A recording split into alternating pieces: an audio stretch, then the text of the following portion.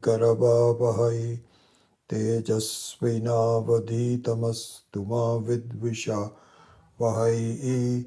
Om Shanti Shanti Shanti. Om Vishwam Darpana Dishyamana Nagari Tulyam Nijantargatam Pashyanat Manimaya Bahirivot Bhutam Yatha Nidraya Yat Sakshat Kurute Prabodha Samaye Swatmanamevadvayam Tasmai Shri Guru Murtaye Namahidam Shri Dakshinamurtaye.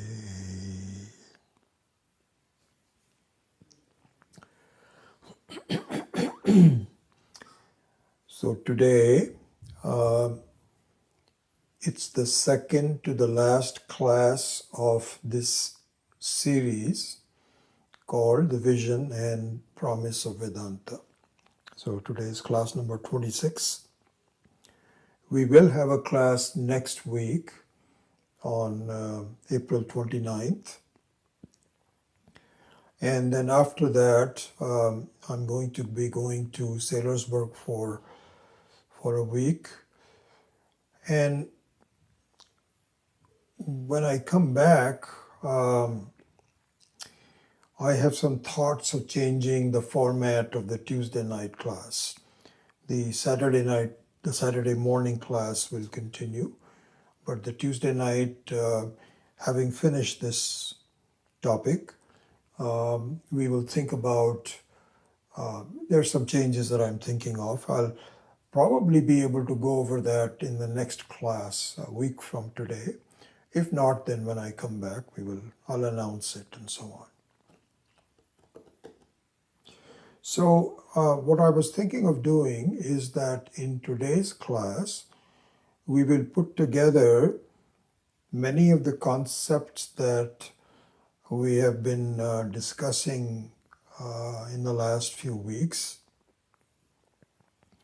And in the next week's closing class, we will go over some thoughts on the identity between Jiva and Ishvara, between Atma and Brahman, as it is normally called. There's one and the same thing. That's what the identity means. So we'll bring in some angles of Ishvara into it. And so it'll be a short exposition. And so that will be the class. Okay, that's kind of the plan I'm thinking. So in the last few classes that we have gone over on Tuesday nights, Tuesday evenings, we have seen the importance of understanding upadhi. And upadhi, as you know, is defined as what's called a conditioning element. There's no clear meaning in English. So, for example, in the example of wearing green-colored glasses or black, dark-colored glasses, the dark glass is an upadhi. And so it's like that, there are a number of upadhis. So there's no clear English definition of what that means. But in Sanskritam, in Vedanta, this is very important. In fact, the whole life is to be understood in terms of upadhi. This is how important it is. So it is important that we understand how it works and so on. And this is what we've been trying to do. Swami Akhalananda had pointed out that the word upadhi actually consists of two segments of words combined into one. One is an upasarga, which means a prefix, And so that is what upa is. And adi is the main dhatu. So the main dhatu adi means a distortion. It's a modification. And generally associated with problems. When you don't see something clearly, then you make a mistake about it, and that's what's indicated by the word adi. And the word upa in the upadi is important because, as we have seen, it means something that is very close to you. If there is a green colored glass that is far away from you, then yeah, there is a small portion of the scene that will be green, but the whole scene will not be green. But if the same set of glasses are worn, and suppose this is a green colored glass, then my entire scene that I see is distorted, is colored. So that's the meaning of the word upati. And it should be seen that the upadi works when there is something to be seen. If there is nothing to be seen, if there is complete darkness, as it is in deep sleep, or in the very typical example in Vedanta, that if you, supposing you have a rope lying around in the corner of a room, and it is complete darkness in the room, no light whatsoever, then there is no question of a mistake about the rope because you don't even see the rope. So there's no seeing involved. But should there be some light which lights up the rope to a certain degree, one which allows you to make a judgment about it because you feel there is something, then the upadi can come in. Because the upadi, so the upadi is responsible for what is called vikshepa. Vikshepa means an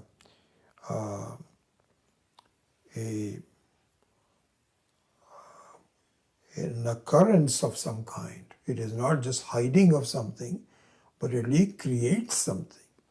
That's exactly what we see in our life, is that at night time it is completely covered by our sleep. So we not only don't we mistake the world because we don't see it, and therefore any modifications about the world, any translations, any conclusions about the world are also not there. There's no vikshepa. But whenever there is a vikshepa, there is an upadi. This is what we have to see. So then we saw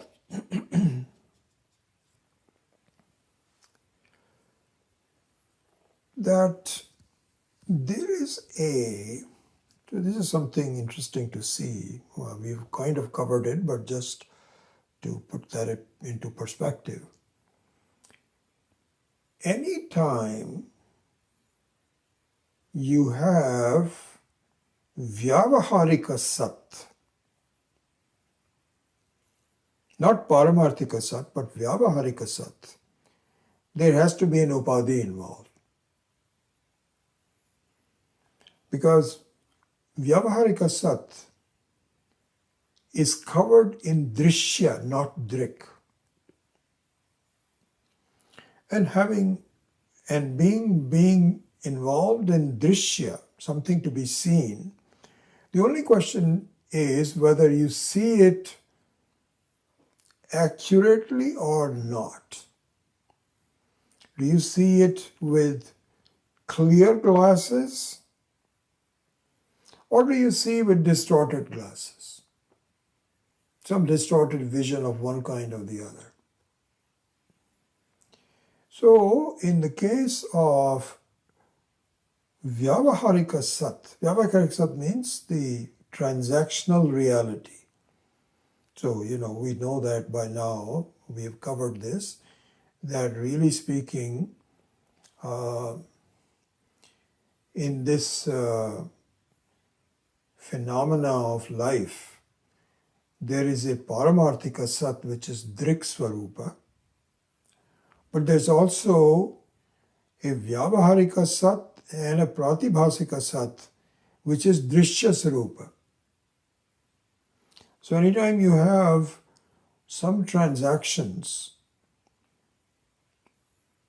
that means there is Vyavaharika Sat, and the Vyavaharika Sat is always accompanied by Upadhi.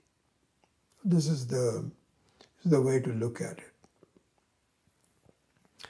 And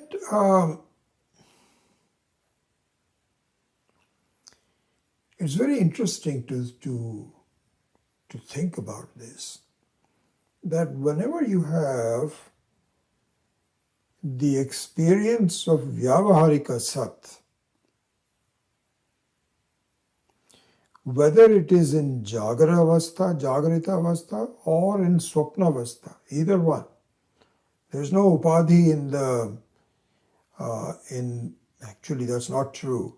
There is an Upadhi in the deep sleep state also, a very tiny Upadhi. And that Upadhi is that of I don't know. So, it's very obvious that what happens is that when you get up in the morning and you said, how did you sleep? And God forbid that you had some nightmares, but generally speaking, you said, I slept well. You slept well? How? How do you know? Because you had the experience of wellness in the sleep. And so therefore you say, I slept well. Otherwise, you know what will happen? If you didn't, I'm just revising it, you know this already. But from a logical standpoint, it's good to revisit it. That if you did not have an experience of not seeing anything, then the answer to a question to you, how did you sleep, will have a complete blank look and no answer whatsoever. This is what will happen. It's exactly like, supposing somebody asks you,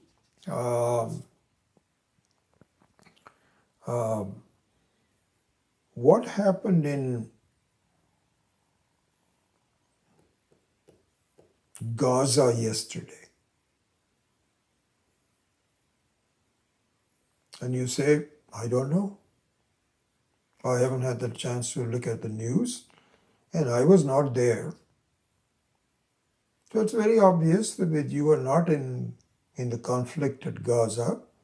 So therefore, you were not qualified to answer that. Similarly, if you are not there in the deep sleep state, if somebody were to say, how did you sleep?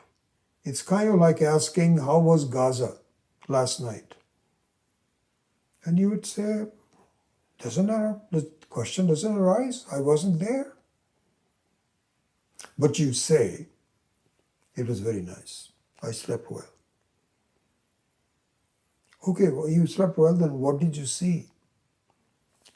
Well, I saw nothing. You saw nothing? But I saw nothing, but I felt good. That means I had the experience of Ananda. And I also know, people will ask you, how did you know that you didn't know anything? Again, the same question like in the Gaza thing. You cannot answer until you know. You say, don't ask me stupid questions. I know that I didn't see anything. Are you sure you didn't see anything?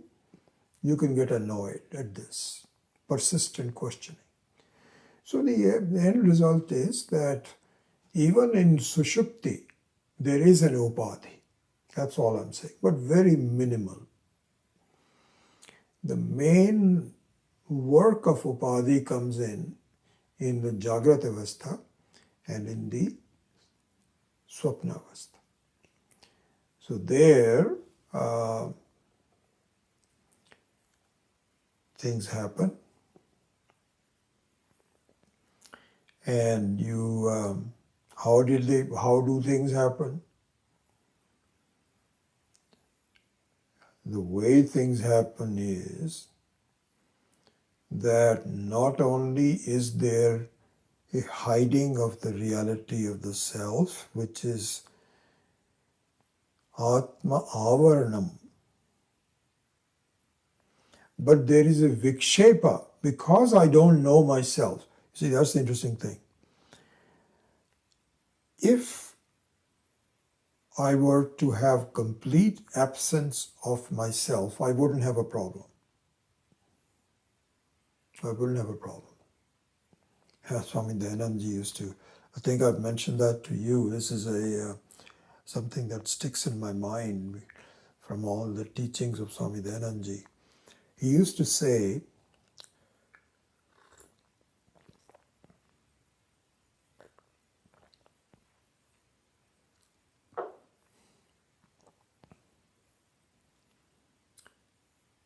the plight of a human being, any human being, doesn't matter whether, from anywhere, any human being, the plight of the human being is like that of a drowning person. I hope you, and I don't think, I had one experience of this phenomena, drowning. I had gone on a vacation must be about 20 years ago. And my whole family was there, my sons were there, and they wanted to do scuba diving. And so I said, I don't swim, I'm not a swimmer. I can barely save my life if I just somehow cross a swimming pool without breathing. But otherwise I cannot swim. Naturally I didn't swim, and I used to have sinus trouble with chlorine, and so even though I tried a couple of times, I am not. So we went on this ocean, and they all know that I don't. They'll say, but Dad, you'll be able to breathe through this. It's no problem. Just come.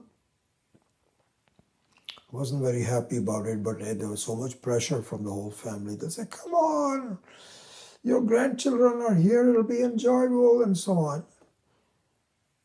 And for a while I was okay.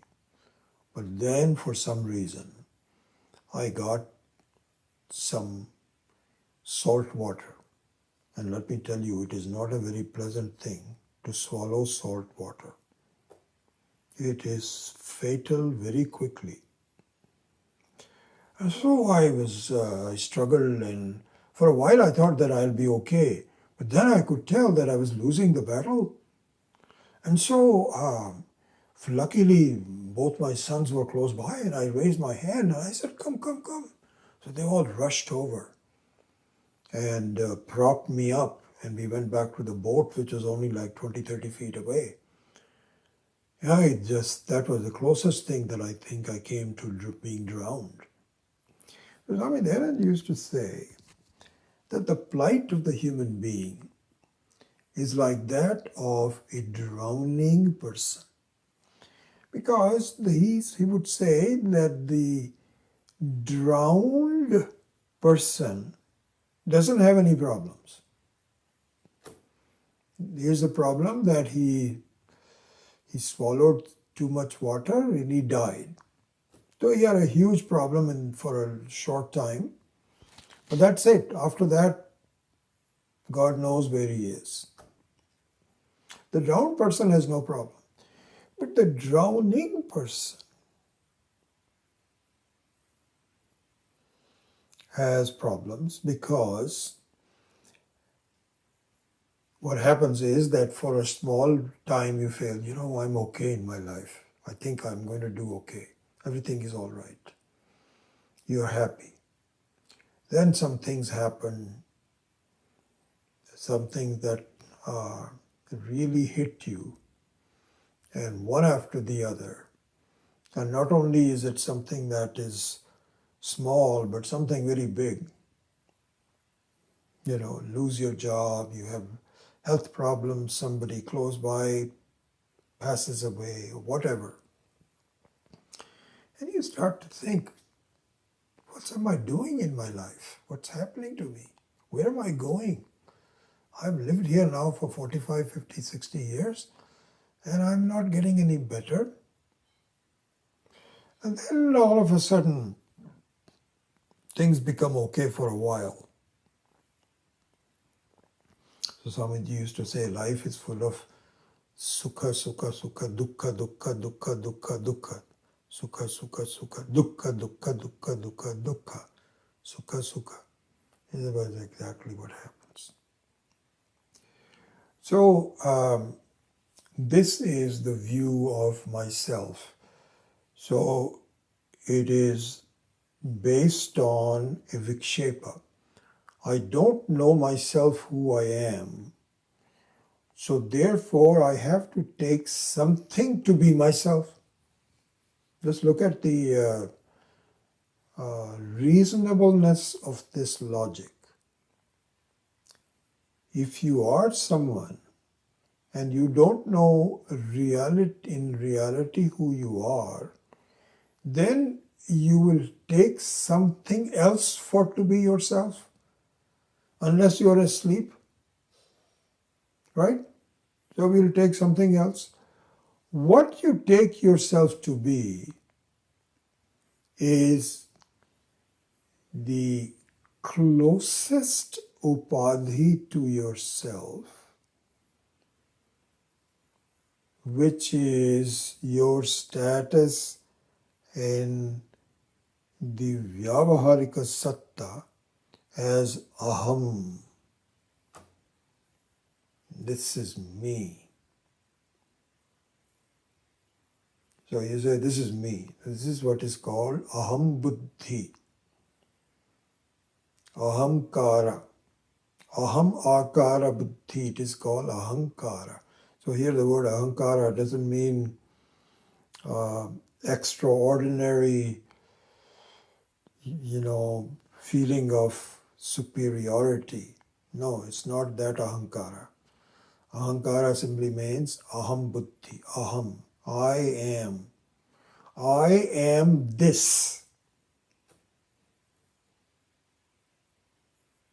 This is the first result of the error of not knowing myself. First result. Thereafter, this magnifies. There are a lot of other things that happen. But the first thing that happens when you, for example, the same thing happens when you are awake in the morning. When you wake up in the morning, the very first thought that crosses your mind is, I am.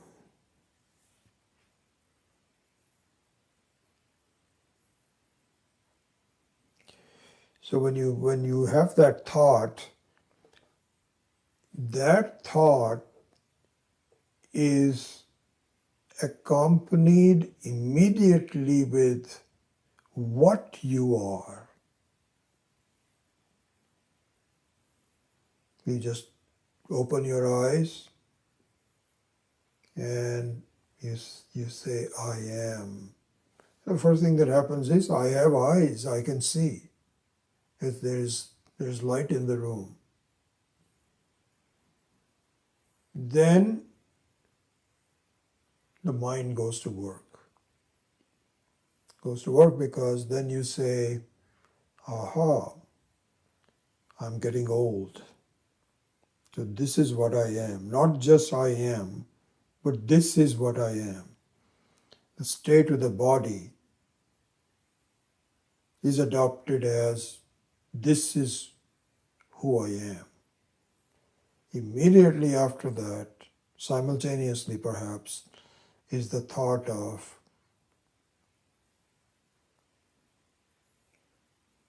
who I am in terms of my feelings. And you feel, oh my gosh, I have, today's Monday, I have to go to office. So you look at the things surrounding it and what you have to do, your role, your propensity to do things, your situation, all of those kinds of things crowd around you. And one very important thing to see, we've already talked about that, but this is an absolute crucial thing to see, is that my entire life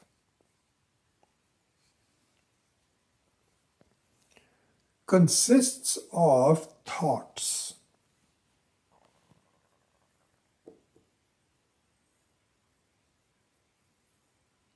So in the beginning, we are told in Tattva Bodha and so on that you have Sthula Sharira, you have Sukshma Sharira, you have a Karana Sharira.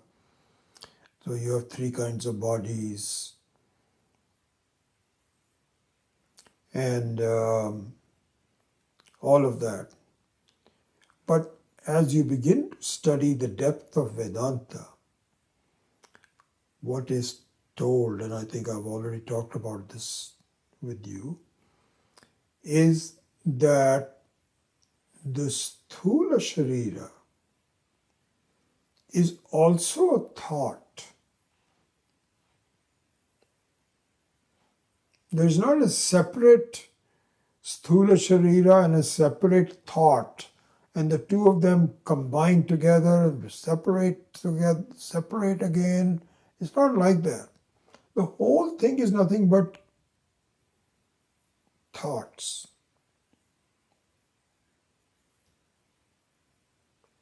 You think in a certain way and it just becomes it. This is how it appears to be. This is very clear because we need to draw parallels between the dream and the Jagrat Avastha. In the dream, you have a body. You can imagine having a dream where you say, oops, I'm putting on too much weight. What does that refer to? To your status as Sthula Sharira. You could even feel, I'm having a headache. My body is having an ache and therefore I'm having a headache. This can also happen in the dream. But certainly what happens in the dream, of course it happens also, but also what happens is that you deal with things that are sthula sharira, tables, chairs, sun, the moon, water, time, watches, all of that is in the dream. But you don't really have tables. It's not as though you cannot do anything with the dream table. It's all a figment of your imagination. So this is the interesting thing, is that the entire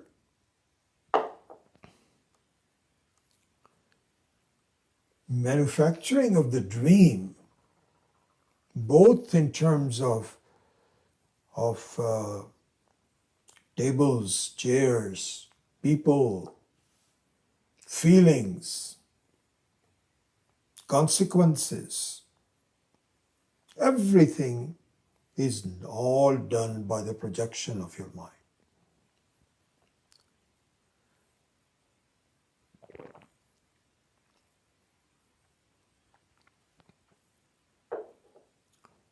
And the same thing is happening in the waking state. So if you feel that, well, I'm not so sure, I can understand that it happens in the dream. But in the waking state,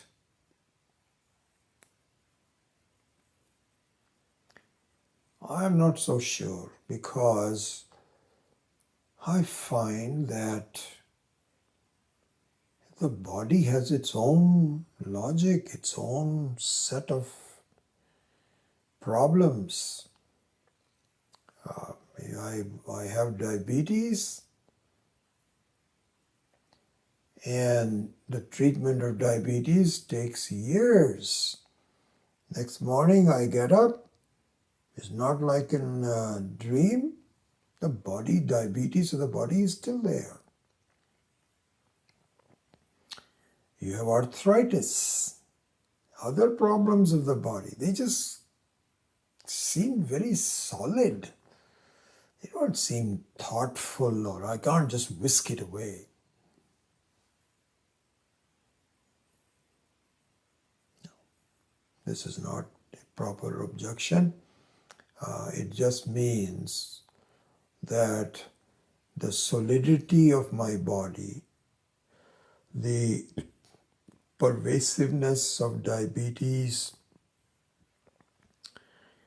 and other diseases of the body have been repeatedly thought over, repeatedly.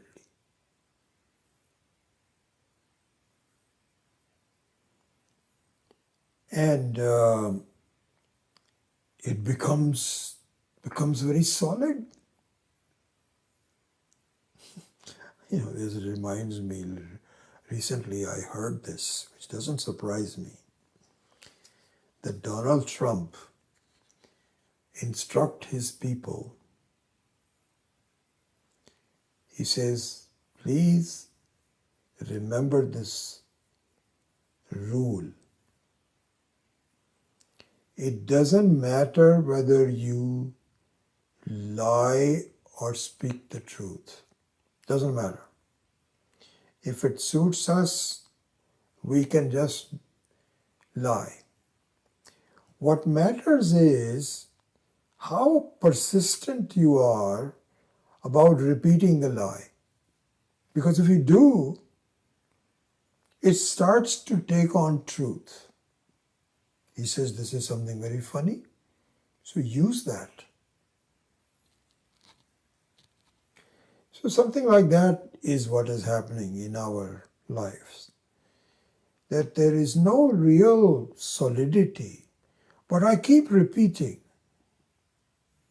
same thing over and over again to a point where I stopped. I never really began to doubt it anyway, because the moment I was born, I kind of felt that I have a solid body. But that thinking that I have a solid body also came from the previous life. So there is continuity. It's not just one life. So the persistence of thought takes lives, many, many lives. This is what is called vasanas. Please, what I'm talking about is well understood, well researched by the wisest people that have consistently thought about what is the truth. This is what people like Vedavyasa and Shankara, these kinds of Mahatmas, not only Mahatmas, rishis, they all say this. Yep, this is the way it is. So, in essence, one other thing, this is very, very interesting.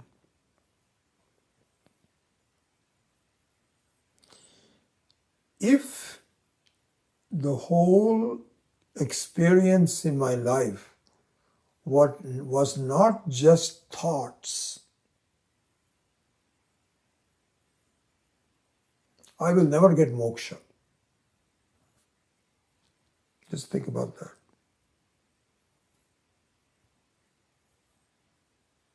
Will never get moksha. It has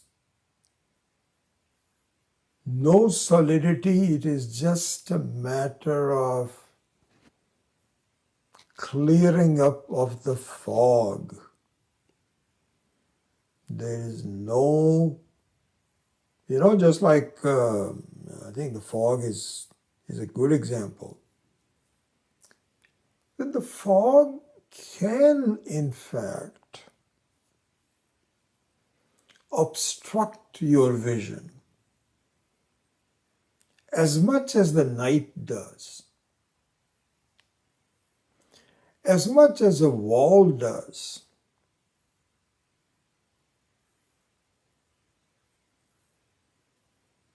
If you're inside a room and there is sun outside and you don't have any windows, you're just sitting in a complete dark, then you have to break open some doors, some walls, some solid things have to happen before light can come in, right? So the same situation is that of moksha, complete freedom. Because even if it is not just avarana, it is vikshepa. Even in the case of vikshepa, and the vikshepa is what? It's very interesting. I mean, this is what we are discussing. The upadhi of the vikshepa is that I have a solid body. And a body which is deteriorating in front of my eyes, which is getting old. And I have my hand on a very solid table. Everything seems very solid. Cell phone, glass of water. Solid, solid, solid.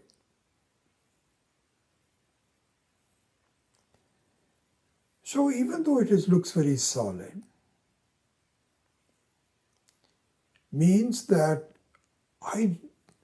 at this point, it is not clear to me that I am not the person without any limitations whatsoever. I am not anantam. That is not clear to me. But the non-clarity of that vision, consequently of the vision that I am just this much as a person.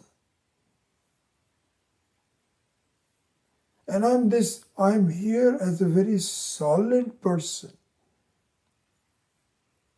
This kind of a talk will be either not understood or laughed at outside of a class in Vedanta, where we are discussing, am I a solid person or not?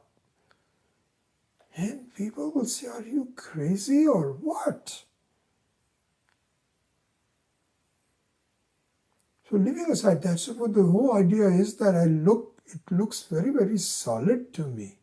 So the analogy I was drawing was that if there is a room with complete enclosure and it's daylight, and I find it is completely dark, then I have to break down the solid walls, don't I? Somehow I have to open it. Imagine you are sitting in a jail cell where hopefully I will never go one, but there's a single window. That's it. And if that window is shut, you have absolutely no light anywhere. So there is some solidity which is blocking the light to you.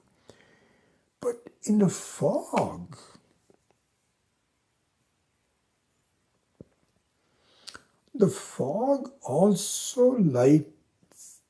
it also blocks clarity of things. If you're right in the middle of a fog, you see nothing. It's often said that sometimes the fog was so thick, you can't even see your hand. Maybe that's a bit too much, because the hand is usually very close. But certainly you and I have gone through fogs, especially going to San Francisco. It is so thick, you cannot see the car in front of you. Nothing, it's just complete darkness of any. You don't see what's happening outside. Absolutely nothing. But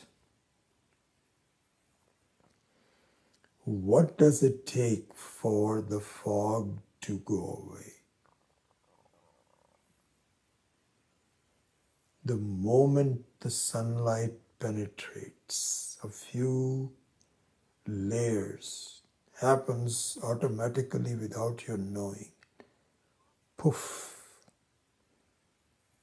The fog you can't even touch it. There is no solidity to fog. So the thoughts of the human being, our life, this is what I'm saying, this is what I'm pointing out, that believe it or not, and we don't believe this easily, our life is like a fog. It is not solid walls. Somehow I have a feeling that, this doesn't happen that easily. You just talk about Vedanta and self and Brahman and all of those kinds of things. I cannot become just free like that. Okay, then what do you want to do? No, there must be something, I have to do some chanting, and I have to learn Sanskrit, and I have to really learn the culture. I have to bow in front of Ishvara. I have to go to temples. I have to do a lot of dhanams. Only, and then you will be okay. Yeah, if I do all of that, then I feel I'll be okay.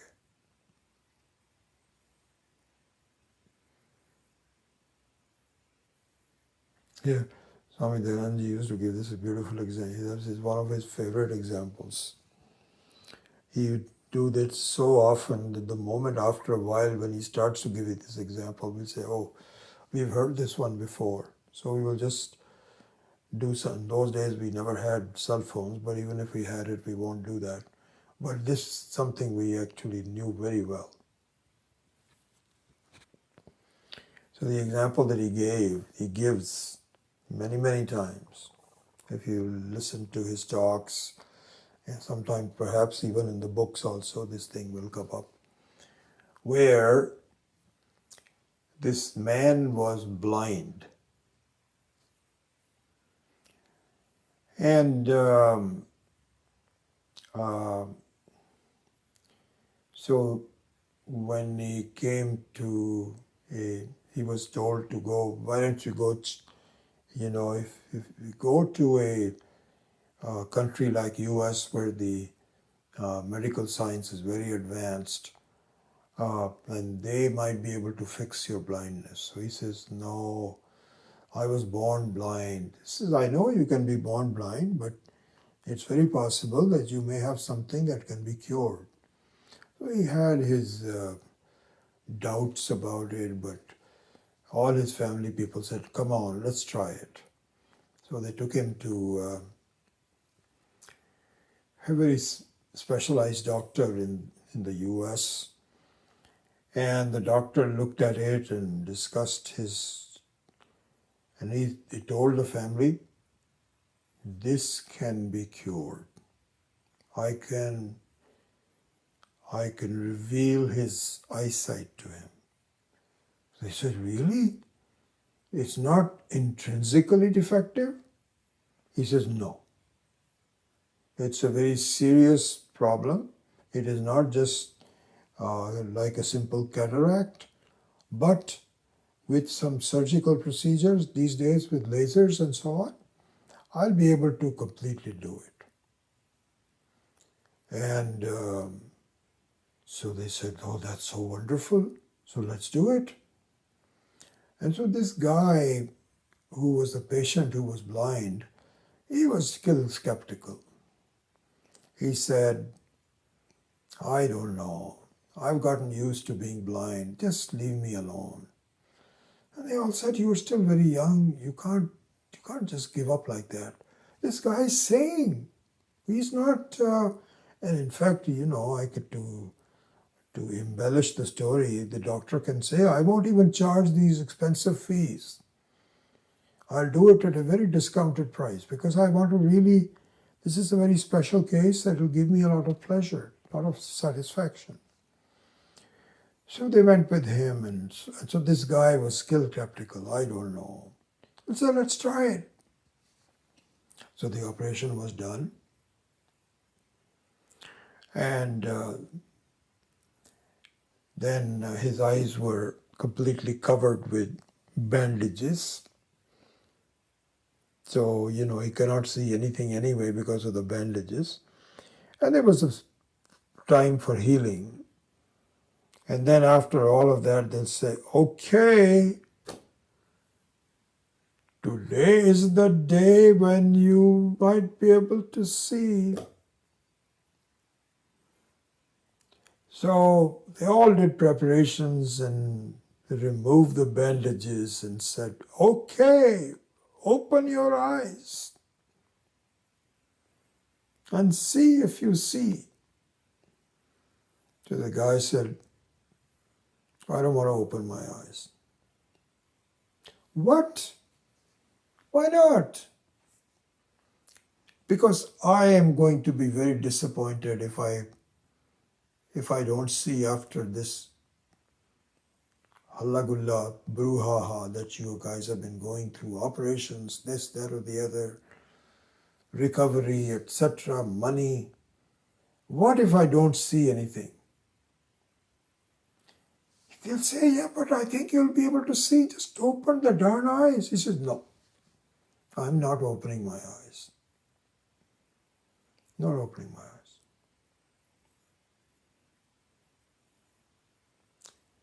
So they said, I'm telling you, how much effort does it take to open your eyes? Hardly any. Just darn open the darn eyes. And then he finally said, oh my God. I mean, this is all Swami Dayananji, and he would, he will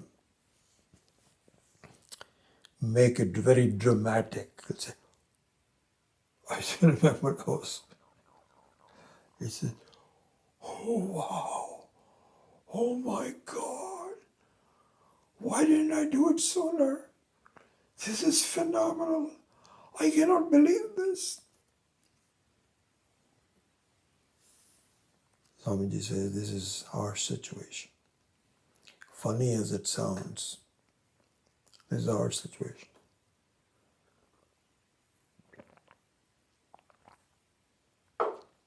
We tell people, listen, you know this waking state and dream state and so on. This is all the fog of your mind.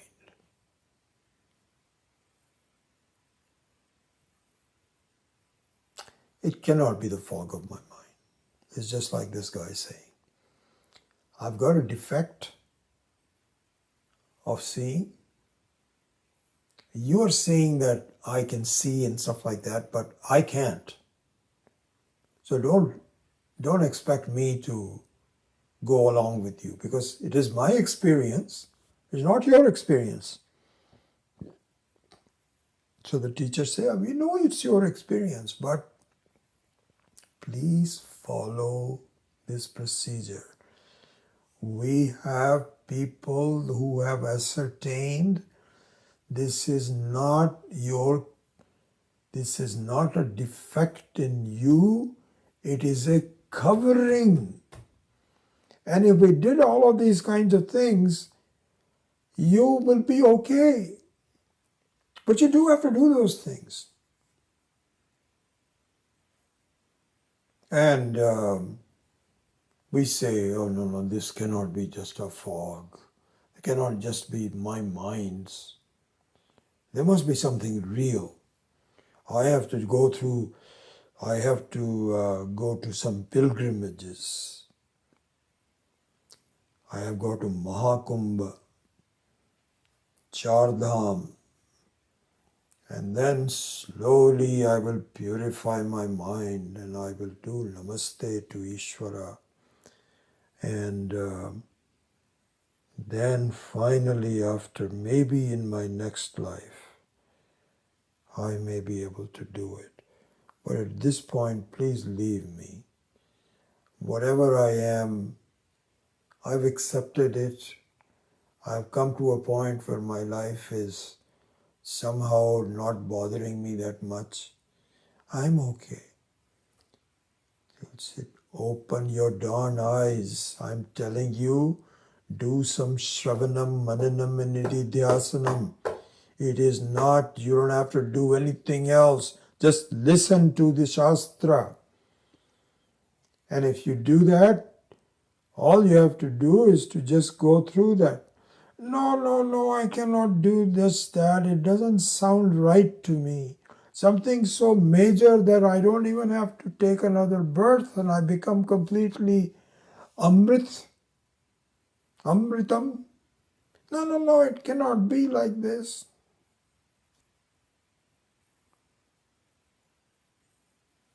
Shastra says, I'm sorry, there's nothing else we can do.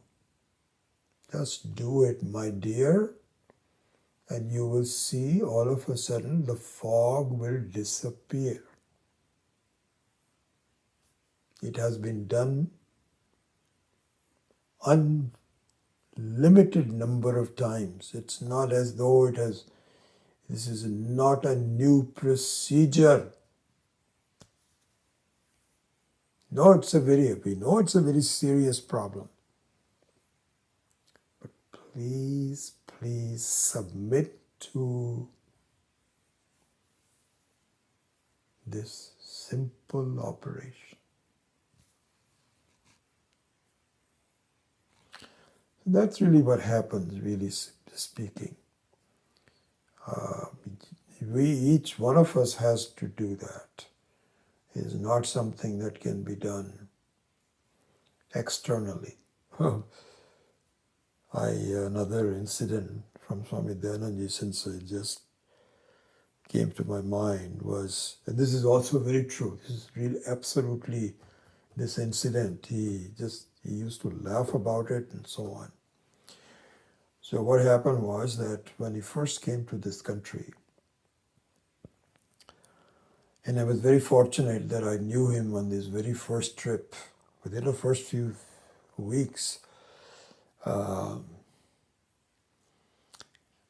I think when I introduced Swami Muktatmananda, I made a mistake over 1 decade. I said it was 1966.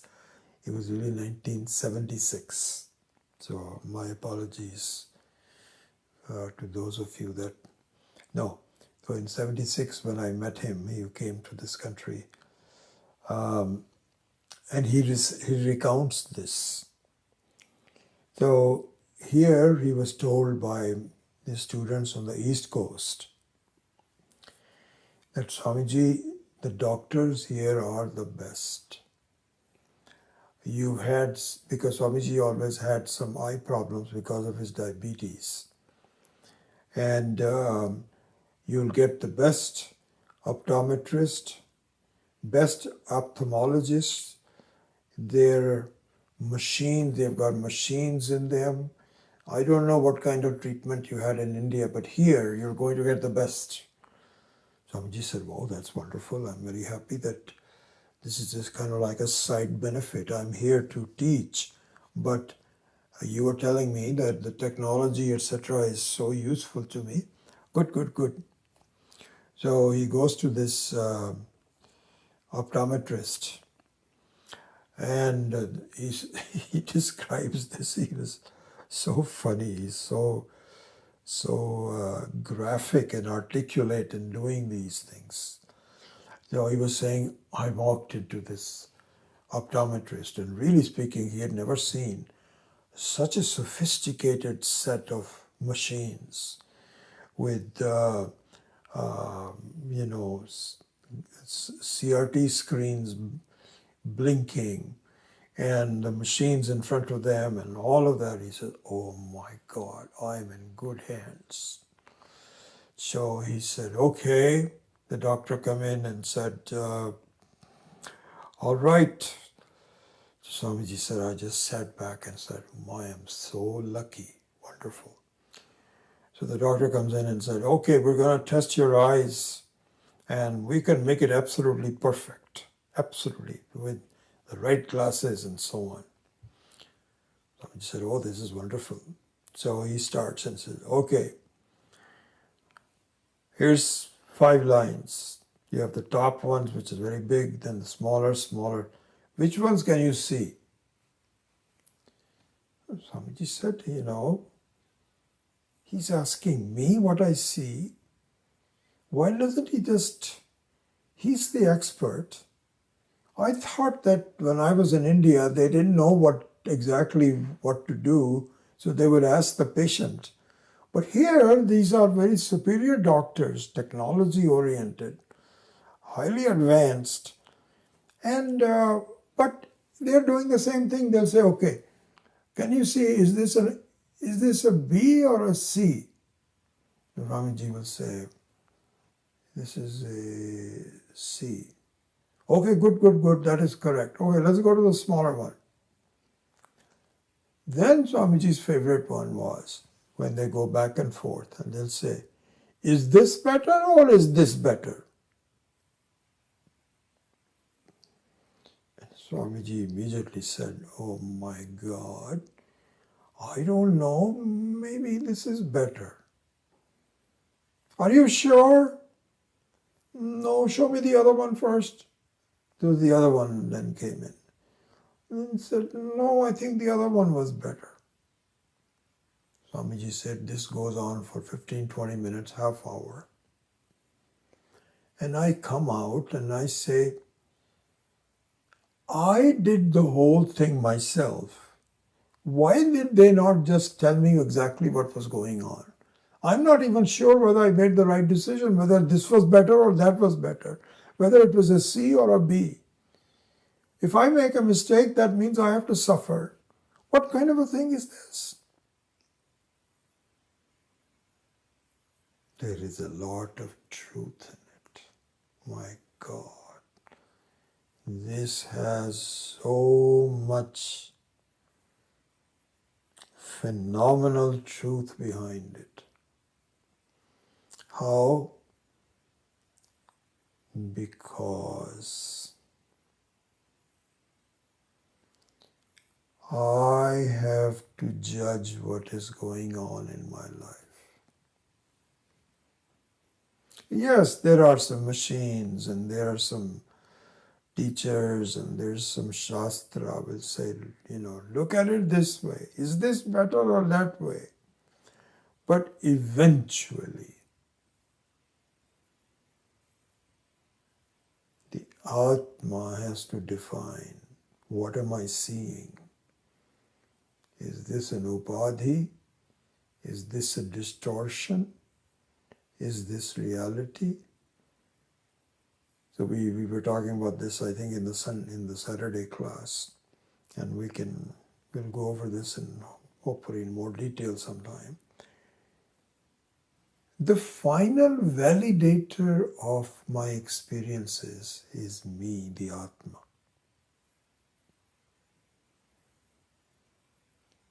Everything has to be validated by me. Even my thoughts, even my conclusions, even the thought that I am just a limited being, that also is a thought. And I have, yes, the Shastra can say, no, this is a mistake. Let me tell you why it is a mistake, because think of it this way. And I'll have to say, okay, let me try thinking of that way. Do you now see?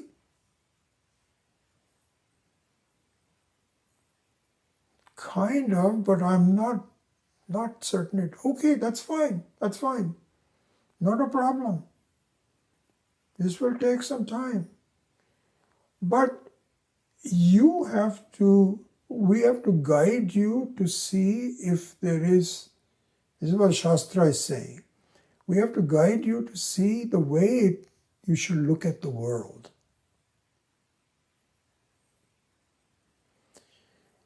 And there is a way of looking at the world, but then you have to see it. Exactly the same thing that we've been saying in terms of the Bhagavad Gita. That if Arjuna was such a good person, blemishless, no problems in his character, always doing the right thing, great person, but unhappy.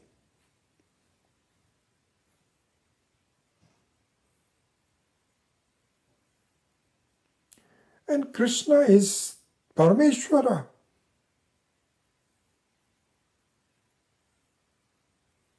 He must see what this fellow is suffering.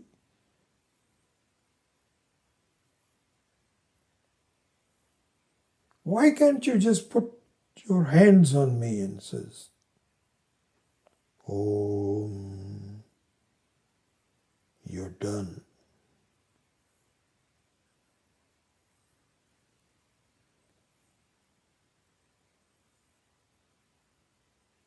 And he's done. Even Parameshwara cannot do that. Why? Because unless Arjuna sees the world the way Krishna wants him to see,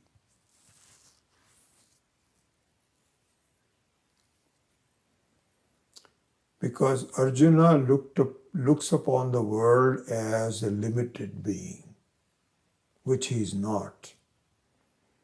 So Krishna says, see the world as an unlimited being. This is how I see it.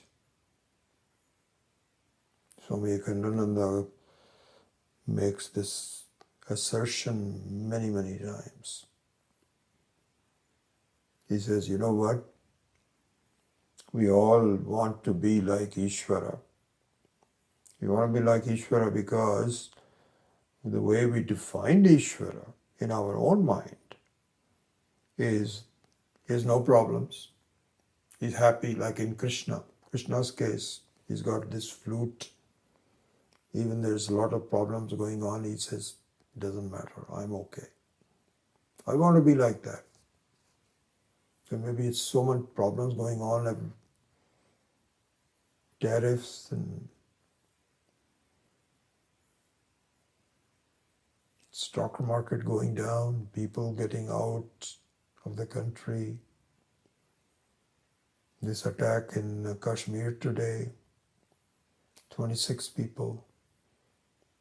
So many problems. And I don't want to really, I just want to.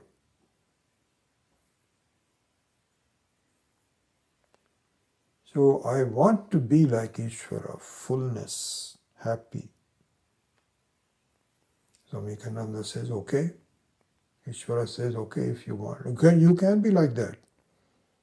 You can be, absolutely you can be like that.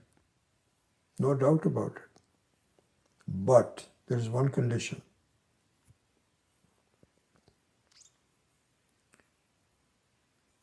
You view the world as I do.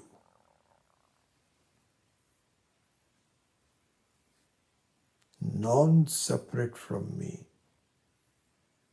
Not as a Dvaita, but as an Advaita. Actually,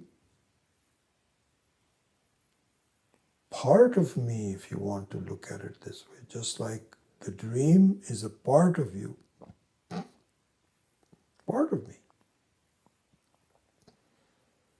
And I look upon everything as nothing but myself.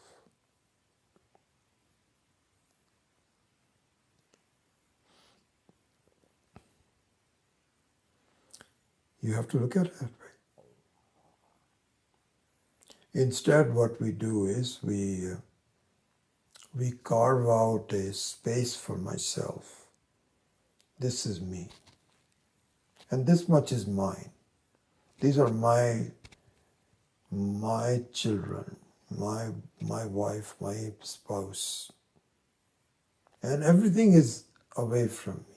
And I just want to make sure that my world is maximized.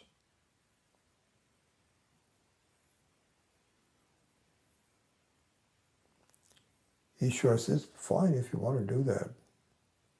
I'll help you to get the best you can.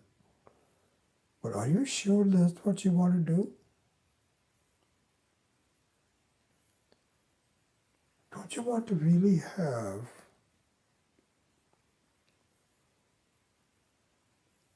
no problems, no matter what the source of the problem is? I remember Swami Devanand used to say that. He says, it's interesting the way we lead our lives. We think that being limited is okay. It's not a big problem. As long as I can maximize my joy and existence within my own smallness. That's what I'm doing. And I think I can figure it out somehow or the other. Swami Dayanand used to say that the problem with that approach is there is a better way. You don't enclose yourself as a limited being, as an ahamkara. Don't do it. No, but then what else am I supposed to do? I'm born as a human being. I think I am a human being. Everybody else is a separate human being. This doesn't sound that something wrong with this. This is the way it should be. So they say, fine, then stay like that. But don't try to imagine that you will be like Ishvara, who is completely independent and full. It's possible, but you have to view it the same way. And you don't have to be born again or anything like that to have that. It has to be done right here and now. Swami Kanananda gives a very beautiful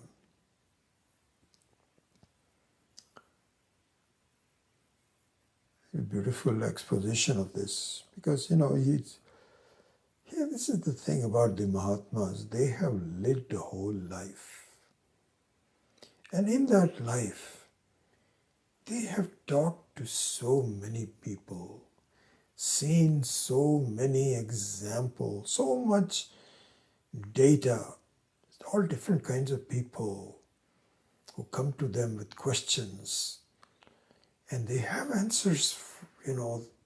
Maybe in the beginning they were not sure about what the right answers would be, but they have, because of the tremendous experience in their life.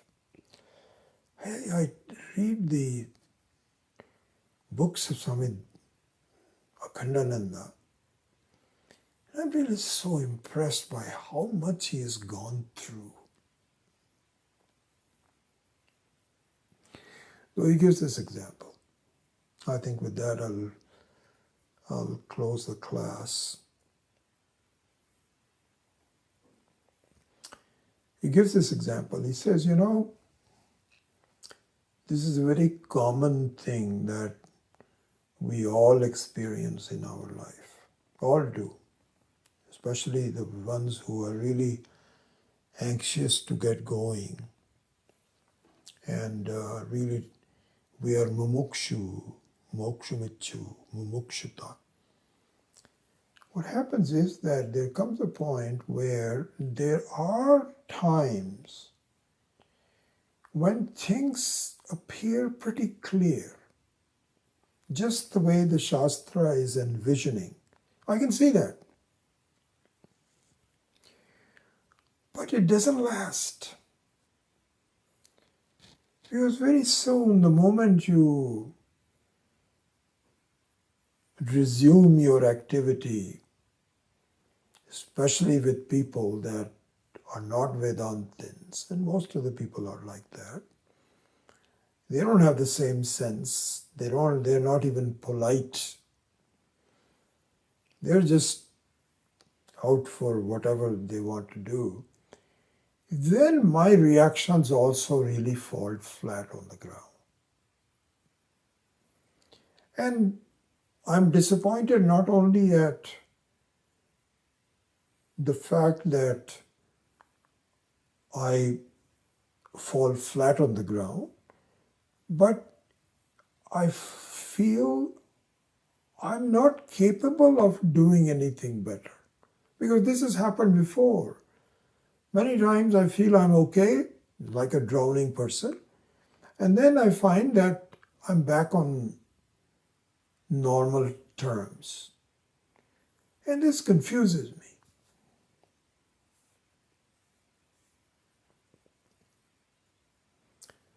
Swami Akhandananda makes a very interesting point. He says, I want to tell you something. This is something like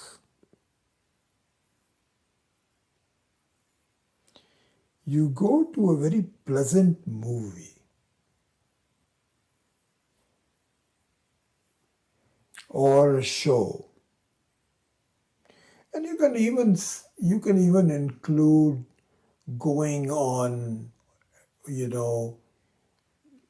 a ship on a vacation, and you feel very good about it. Everything seems to be going well. So similarly, the Upadesha in a class also will give you the same kind of feeling. Everything is good. I'm okay. Wonderful. Very nice. Then the movie's over. The vacation is over. When you come back to the ground, you're doing the same thing all over again. So Swamiji says this kind of learning is not what this is all about. So his point is this, just listen to this. It's not as though you have to go out of your element. When you are watching a very nice movie, or you are on a cruise, you are out of your element, you're just enjoying yourself. But that's not the reality, because when you come back, you feel bad about the everyday life. He says this teaching is not like that. Then what? This teaching is when you come back in the normal life of problems to uplift you within that life itself. It is not temporary. It's not make-believe. It's not something that you identify with it. It's not that. That requires a certain amount of learning, teaching, discussion. And then if you do that, then you will see that the fog is lifting. And it's interesting, the very nature of the fog is you can pretty much see it lifting right in front of your eyes. A moment ago it was so thick you couldn't see anything, and in the blink of the eyes now you can see details. And in another couple of blinks of eyes, the fog itself disappears. Where did it go? It was hiding me for a while, hiding the scene from me for a while, and now it itself has gone. So the learning of the Vedanta is something like that. That you will see what happened.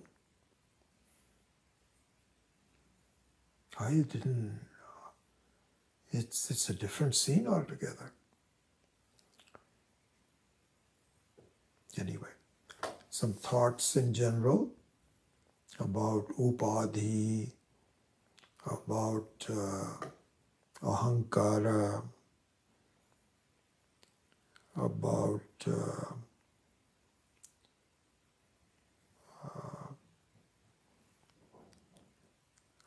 the transactional reality versus the kutastha nityam versus parinami nityam, as we saw.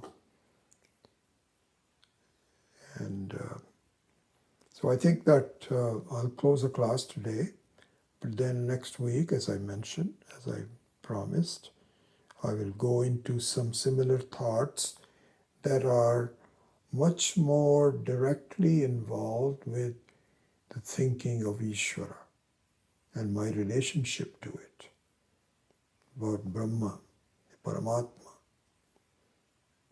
Obviously, this is a huge topic, but at least we can have one class on that.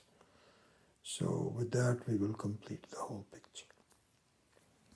Om Asato Ma Satkamaya Tamaso Ma Jyotirgamaya Mrityor Ma Amritam Gamaya.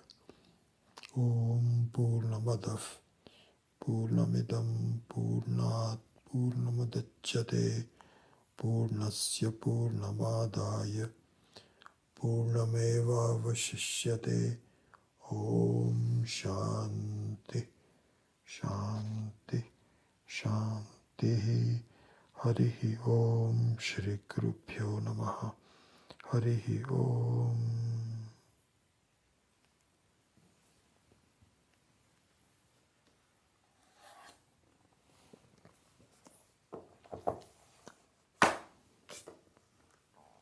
But my whole chest infection and all of that is a lot better.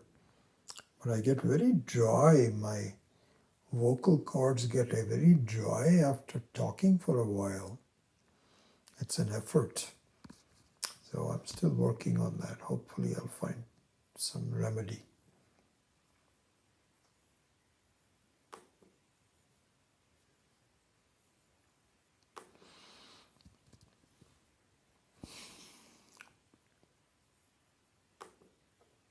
It's an effort. So I'm still working on that. Hopefully I'll find some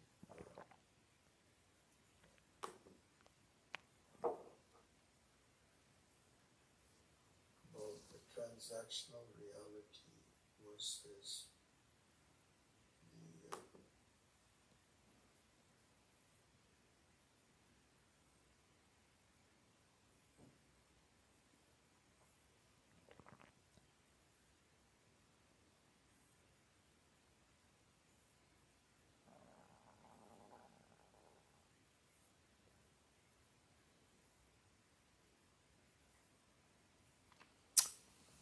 Good to see you all. Wonderful. I will see you one final time next Tuesday, and we'll see where to go from there.